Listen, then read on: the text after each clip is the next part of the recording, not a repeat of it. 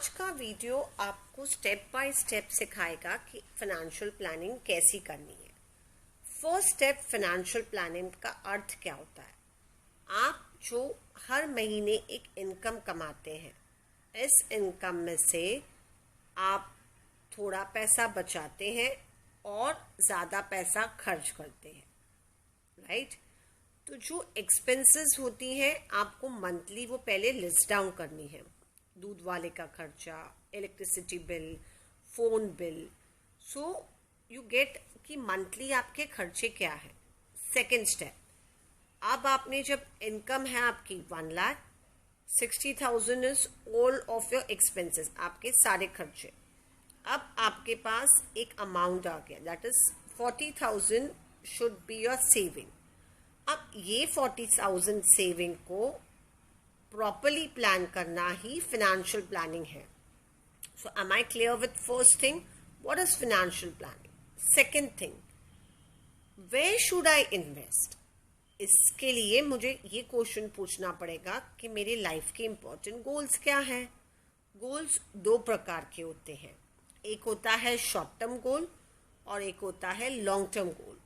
Short term goal होता है 6 महीने से 1 साल तक का गोल। इस गोल में आप ये सोच सकते हैं कि मुझे एक नया शायद फ़ोन ख़रीदना है, ट्रैवलिंग के लिए एक नई मोटर बाइक खरीदनी है, 3-4 साल में एक कार खरीदनी है। ये है आपके शॉर्ट टर्म गोल। हर महीने या 1 ईयर में एटलीस्ट मुझे कहीं ना कहीं घूमने जाना है। Again this is your short term goal, but again ये नेगोशिएबल है। ये गोल फुलफिल हो या ना हो, इससे कोई भी ज़्यादा फर्क नहीं पड़ेगा। सेकेंड गोल, non negotiable long term goal. वो गोल ये होता है जैसे आपके बच्चे की एजुकेशन और करियर के लिए फ़ंड जमा करना, राइट। जब बच्चा 18 साल का हो जाएगा तब उसकी एजुकेशन, आज की जो महंगाई का दर्जा बढ़ते जा रहा है उसके हिसाब से कम से कम आपके बच्चे की एजुकेशन के लिए आपको 20 लाख से लेके 50 लाख के बीच में की रकम लगेगी।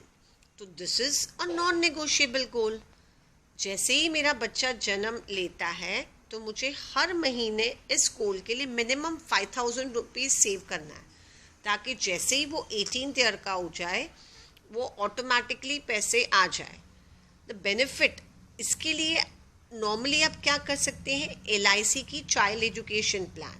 मैं LIC की चाइल्ड एजुकेशन प्लान क्यों बोल रही हूँ, जो अगर पिता है उन्होंने ये बच्चे के नाम से हर महीने सेविंग की और भगवान ना करे आज कोरोना के सिचुएशन में बहुत सारे पेरेंट्स सफ़र कर रहे हैं, बहुत सारे चिल्ड्रन के फादर प्रोबेबली कोई ना कोई रीज़न से नहीं रहे, ऐसा हो गया, तो आगे की सारी किश्त LIC भरती है और 18 साल, 20 साल, 22 साल और 25 साल में जो रकम आने वाली है वो भी मिलती है।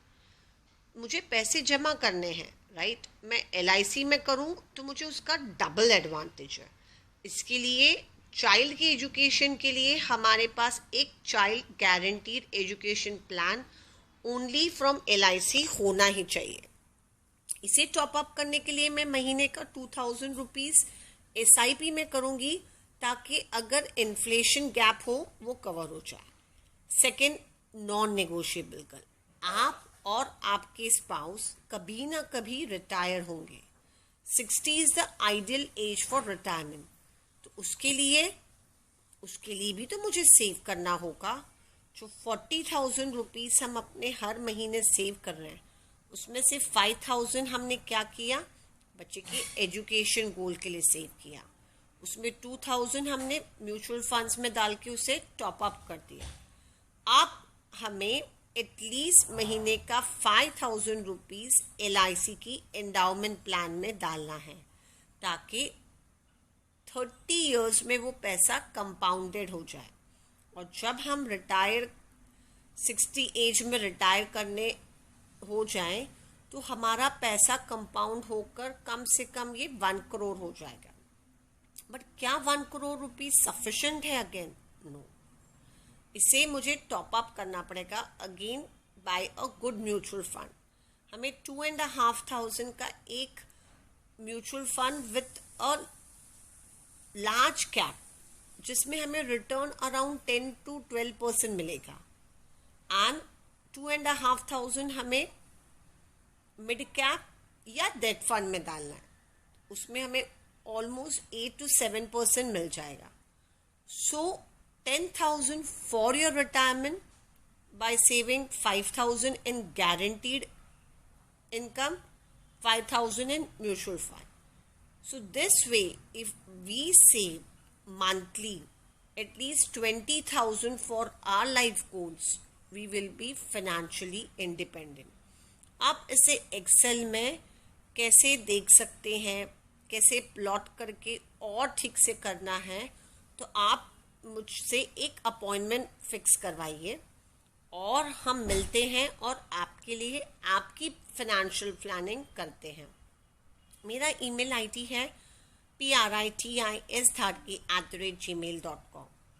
हमें सेविंग शुरू करना बहुत ज़रूरी है। अगर हम ये नहीं करते हैं तो हम आगे जाके सफ़र करते हैं।